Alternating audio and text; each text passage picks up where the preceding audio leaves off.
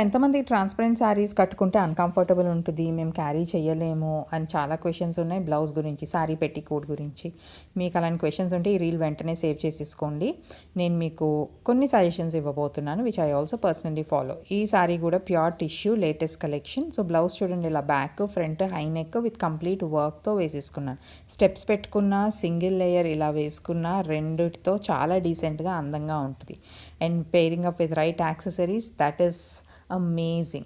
And one more thing is about petticoat. Saree petticoats మీకు colour matching problem అస్సలు అక్కర్లేదు, మేము డైయింగ్ చేయిస్తాము. టోటల్ లుక్ చూసారు కదా ఎంత బాగుందో.